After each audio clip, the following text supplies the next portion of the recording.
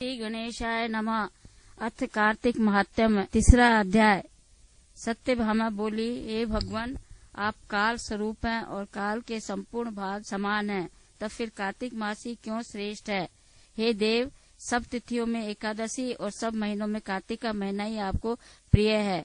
श्री कृष्ण बोले, हे कांते, तुमने अच्छा प्रश्न किया। एकाग्रचित होकर बेन के पुत्र पृथु और महर्षि नारद का संवाद सुनो। जिसे पहले पृथु ने नारद से पूछा, तब नारद जी ने कार्तिक मास की श्रेष्ठता कही। नारद जी बोले, पहले सागर का पुत्र शंख नामक राक्षस त्रिलोकी के मथने में समर्थ हुआ। उसने संपूर्ण देवताओं को जीत स्वर्ग से निकाल इंद्रादि संपूर्ण लोकपालों के अधिकार अपने हाथ में कर लिए। सब देवता उसके भय के मारे अपने अपने स्त्री पुत्र आदि लेकर बहुत वर्ष पर्यंत सुमेरु पर्वत की गुफाओं में वास करते रहे। जब देवता गुफाओं में रह रहे थे, तब शंखासुर ने विचार किया, मैंने देवताओं को जीत तो लिया है, तो भी वे बलवान मालूम होते हैं। हाँ, अब जान पड़ा कि वे सब वेद मंत्रों से युक्त है। इससे उनके वेद मंत्रों का हरण करने से वे सब बलहीन हो जाएंगे। ऐसा विचार कर वह असुर विष्णु भगवान को नींद से ग्रस्त देख स्वयंभू ब्रह्मा जी को लोक में जाकर वहां से वेदों को निकाल कर चलने को तत्पर हुआ। तब से वे उसके भय के मारे यज्ञ के मंत्र और बीजों समेत जल में प्रवेश कर गए। तब तो वह शंखासुर भी उन्हें ढूंढता हुआ समुद्र के भीतर विचरने लगा, परंतु वे वेद एक स्थान पर कहीं भी प्राप्त न हुए। पीछे से ब्रह्मा जी सब देवताओं को संग ले और पूजा की सब सामग्री इकट्ठी कर वैकुंठ में विष्णु भगवान की शरण में गए। वहां उनके जगाने के निमित्त सब देवता गाने बजाने लगे और गंध धूप बार बार देने लगे। उनकी भक्ति से संतुष्ट होकर भगवान ने नेत्र खोले। तब सब देवताओं ने विष्णु भगवान के दर्शन किए और षोडशोपचार से पूजा करके दंडवत पृथ्वी पर गिर पड़े। तब तो माधव भगवान उनसे कहने लगे, हे देवगण, मैं तुम्हारे भजन कीर्तन आदि कार्यों से प्रसन्न हुआ हूँ। मैं आप लोगों की मनोकामना पूर्ण करूँगा। आश्विन शुक्ल पक्ष की एकादशी से देव उठनी एकादशी तक पहर भर रात्रि रहे। तब से जो मनुष्य तुम्हारी तरह भजन और कीर्तन करेंगे, वे मुझे प्रसन्न कर मुझे प्राप्त होंगे। शंखासुर जिन वेदों को हर लाया है, वे सब जल में स्थित है।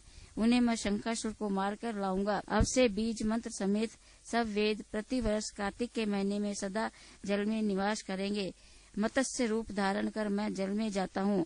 तुम संपूर्ण मुनियों को लेकर संग आओ। इस लोक में जो अच्छे मनुष्य प्रातः काल स्नान करते हैं, वे निश्चित अक्षत स्नान के फल को प्राप्त होते हैं। जो कार्तिक में सदा व्रत करते हैं, उनको हे इंद्र, तुम मेरे लोक में पहुँचा दिया करो। हे यम, तुम सदा उनकी विघ्नों से रक्षा करते रहो। और हे वरुण, तुम उनको पुत्र पौत्र आदि देते रहो। हे कुबेर, तुम उनकी धन वृद्धि करो, जिससे ये मेरा रूप धारण कर साक्षात जीवन मुक्त हो जाए। और हे अन्य देवताओं, जो जन्म से मरण तक उन बातों को धारण करते हैं, वे तुम्हारे द्वारा भी पूज्य हैं। जैसे तुमने मुझे एकादशी को जगाया है, इसलिए यह तिथि सदा मनाने योग्य है। अथ कार्तिक महात्म्य, चौथा अध्याय। नारद जी बोले, ऐसा कहकर विष्णु भगवान मछली रूप धारण कर कश्यप की अंजलि में प्राप्त हुए। उस मछली पर दया करके मुनि ने उसको कमंडल में डाल लिया। जब वह उसमें न समाई, तब कुएं में डाला। कुएं से तालाब में, तालाब से समुद्र में डाली गई। तब मत्स्य रूपधारी भगवान शंखासुर को मारते हुए और अपने हाथ में दबाकर चंद्री वन को गए और वहाँ सब ऋषियों को बुलाकर भगवान बोले कि जल के भीतर वेद निमग्न हो गए हैं, तुम उन्हें ढूंढो और शीघ्रतापूर्वक जल में से निकालकर रहस्य समेत ले आओ। तब तक मैं सब देवताओं समेत प्रयाग में निवास करूँगा। नारद जी बोले, तब तपोबली उन मुनियों ने बीज और यंत्र मंत्रों सहित वेदों का उद्धार किया। उन ऋषियों में से जिसने जो निकाला, वह भाग उसी ऋषि के नाम से प्रसिद्ध हुआ। पीछे सब मुनि मिलकर प्रयागराज को गए और प्राप्त हुए वेद ब्रह्मा सहित विष्णु भगवान को अर्पण किए।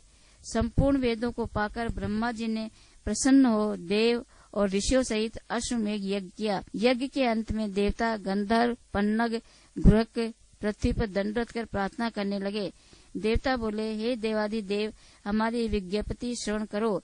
ये हमारी प्रसन्नता का स्थान है, इसे तुम वरदान दो। हे रमापते, इन ब्रह्मा जी ने इस स्थान में नष्ट हुए वेद फिर पाए और हमने यज्ञ के भाग प्राप्त किए, इसलिए आपके प्रसाद से यह स्थान पृथ्वी में अत्यंत श्रेष्ठ हो और पुण्य देने वाला हो, और यह महीना भी ब्रह्म हत्या आदि को दूर कर अक्षय फल देने वाला हो। श्री विष्णु बोले, हे देवताओं, जो बात तुमने कही है यह मुझे भी अभीष्ट है, सो ऐसा ही होगा। यह ब्रह्मक्षेम नाम से सबको सुलभ होगा। सूर्यवंशी राजा भगीरथ यहाँ गंगा जी को लावेंगे और इस जगह पर सूर्य की पुत्री यमुना जी का संगम होगा। जो पुरुष अपने पितृश्रों को यहाँ श्राद्ध करेंगे, उनके पितृगण मेरे स्वरूप को धारण करेंगे।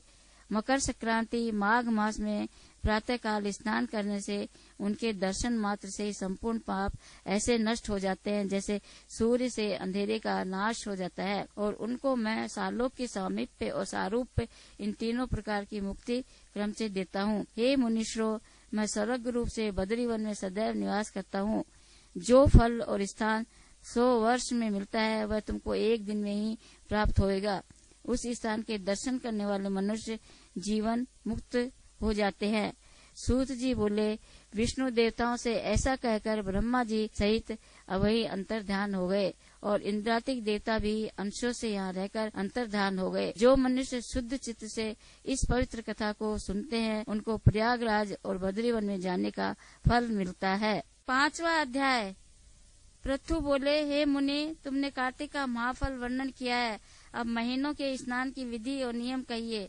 नारद जी बोले, हे राजन, तुम विष्णु के अंश से उत्पन्न हुए हो, तुमसे कोई बात छिपी नहीं है, तथापि मैं नियमों का वर्णन करता हूँ। आश्विन मास में शुक्ल पक्ष की एकादशी से सावधान होकर कार्तिक के व्रतों को प्रारंभ करें। पहर रात्रि रहे तब प्रतिदिन उठें और जल का पात्र लेकर ग्राम से बाहर उत्तर दिशा को जाएं। जनेऊ को कान पर चढ़ाकर उत्तर को मुख करके भूमि पर तृण बिछावें और सिर को कपड़े से ढक लें। मुख को बंद कर थूकना और श्वास लेना बंद करके मलमूत्र का त्याग करे। जो रात्रि हो तो दक्षिण को मुख करे। जो मलमूत्र द्वारा शरीर की शुद्धि और जो मुख शुद्ध नहीं करते उनके मंत्र फलदायक नहीं होते, इसलिए दातुन करना उचित है। दातुन लाते समय वृक्ष से कहे कि हे वनस्पति, हमको आयु, बल, यश, तेज, संतान, द्रव्य, वेद पाठ की शक्ति और बुद्धि दे। इस मंत्र को पढ़कर गूलर आदि किसी दूध के वृक्ष की 12 अंगुल लंबी दातुन लावे। व्रत के दिन ऐसा न करें। प्रतिपदा, अमावस्या, नवमी, षष्ठी तिथियों और सूर्यवार तथा चंद्रमा सूर्य ग्रहण के दिन दातुन न करे। कटेरी, संभालू, कपास, पीपल,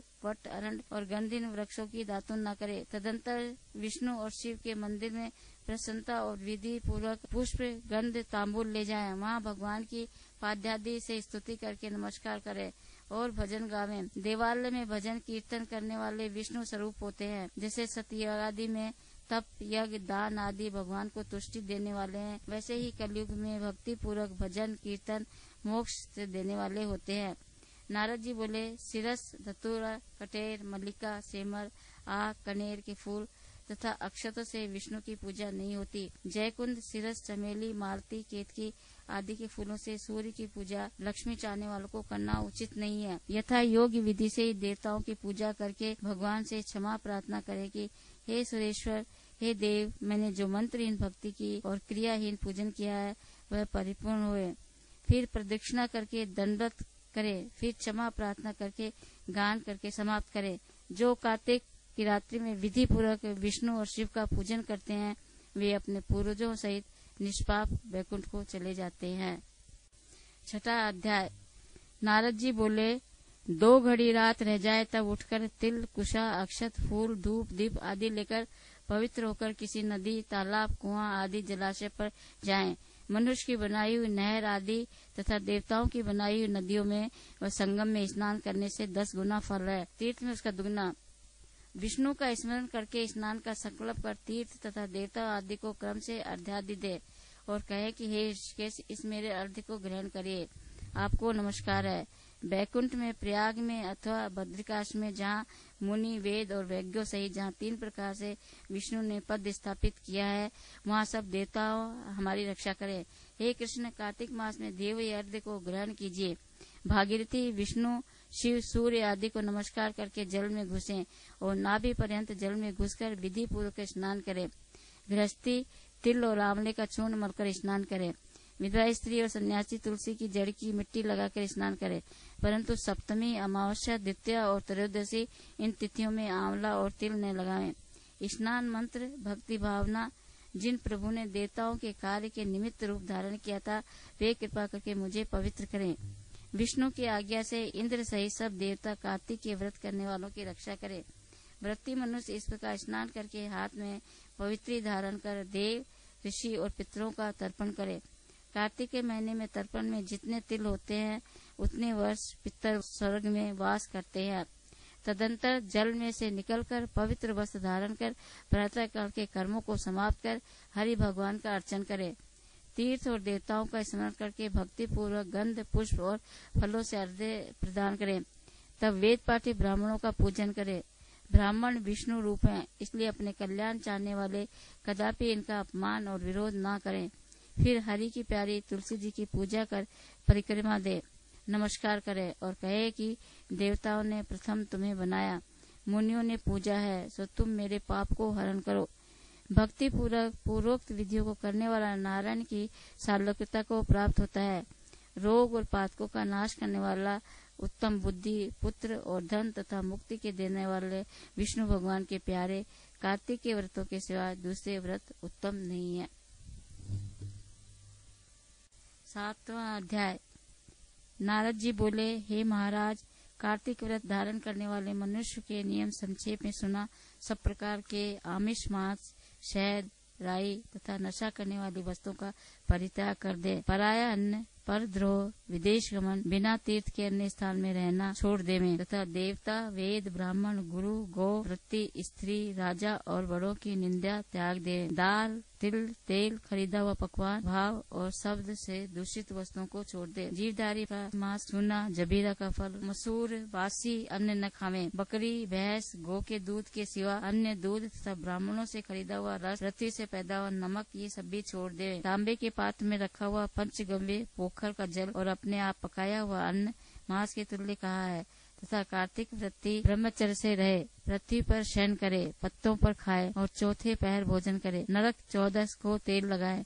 इस तिथि को छोड़कर कार्तिक स्नान करने वाला तेल न लगाए। घिया, बैंगन, कुमड़ा, कटेरी, तरबूज, कैंथ ये सब छोड़ देवे।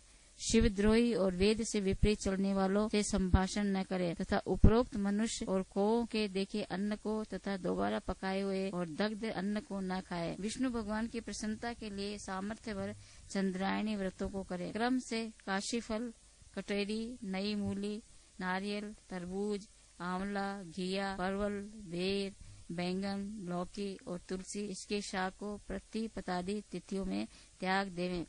रविवार के दिन आंवले का सेवन न करे। इन वस्तुओं के सिवाय व्रती मनुष्य जिन वस्तुओं का त्याग न करे, उनमें से पहले ब्राह्मणों को भेंट करके फिर आप भोजन करें। व्रती पुरुष माघ में भी उक्त नियमों पर चले और प्रबोधनी एकादशी में जाकर कृत्य करे। यथोवत रीति से कार्तिक के व्रत करने वालों को देखकर यम के दूत भाग जाते हैं। जैसे सिंह के डर से हाथी, विष्णु के व्रत करने वाला मनुष्य जहाँ पर आदर पूर्वक करता है, वहाँ भूत पिशाच आदि नहीं रहते। यथा रीति से कार्तिक व्रती पुण्य को मुख वाला ब्रह्मा भी कहने में असमर्थ है। विष्णु का व्रत संपूर्ण पापों का नाश कर उत्तम धन, पुत्र, नाती, धान्य को बढ़ाने वाला है। इन व्रतों को नियम पूर्वक करने से अन्य तीर्थों के सेवन की क्या आवश्यकता है। 8वां अध्याय।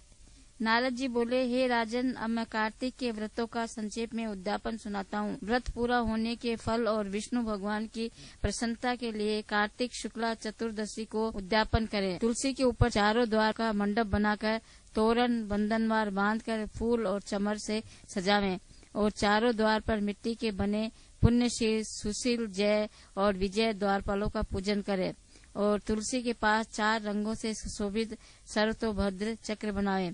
इसके ऊपर पंच रत्नों और नारियल रखकर एक सुंदर कलश स्थापित करें। फिर वहाँ शंख, चक्र, गदाधारी पीताम्बर से युक्त लक्ष्मी सहित विष्णु भगवान की स्थापना करके पूजन करें। व्रती पुरुष मंडल में इंद्रादि को पूजे। द्वादशी को भगवान उठे, त्रयोदशी को देवताओं ने उनके दर्शन किए और चतुर्दशी को पूजन करे। उस दिन शांत और सावधानी से उपवास करें। गुरु की आज्ञा को प्राप्त करके भगवान कृष्ण की स्वर्णमयी प्रतिमा का पूजन षोडशोपचार से करके और विविध भोग अर्पण करे। रात्रि में जागरण कर भजन कीर्तन करता रहे। प्रातः काल उठकर नित्य नैमित्तिक कार्य करे। पश्चात हवन करे। ब्राह्मणों को भोजन करावे। धन का लोभ छोड़कर यथाशक्ति दक्षिणा दे। उपवास कर ऐसे वैकुंठ को पावे। इस वैकुंठ चतुर्दशी के माहात्म्य को देवता और शेष जी 100 वर्ष में भी नहीं कह सकते। जो भगवान चक्रपाणी के जागरण में भक्ति पूर्वक आंगन में गायन और नृत्य करते हैं, उनके सहज गौओं के दान करने का फल मिलता है। इसी दिन विष्णु भगवान मत्स्य रूप हुए थे, अतः उनको प्रसन्न करने के लिए इस तिथि में उन ब्राह्मणों को खीर आदि अन्न का भोजन करावें तथा अतो देवा मंत्रों तत्व से तिल और खीर का आह्वान करें। तत्पश्चात यथाशक्ति दक्षिणा दे और नमस्कार करें, जिसके करने से अक्षय फल मिलता है। फिर विधि पूर्वक कपिला गौ का पूजन करें और उपदेश करने वाले गुरु को सपत्नीक वस्त्र आभूषण से सुसज्जित कर समापन करावें। प्रार्थना मंत्र से आपकी प्रसन्नता से मेरे 7 जन्म के पाप नष्ट हो जाए और मेरे मनोरथ सफल होए और मरणोपरांत मुझे विष्णु लोक की प्राप्ति हो। ऐसे उन ब्राह्मणों से समापन करा के और प्रसन्न कर पूजा की सामग्री गौ के समेत गुरु को निवेदन करें। फिर अपने बांधों सहित स्वयं भोजन करें। कार्तिक और माघ की यह विधि कही है। ऐसा सम्यक रीति से कार्तिक का व्रत करने वाला संपूर्ण कामनाओं से युक्त विष्णु भगवान के समीप चला जाता है।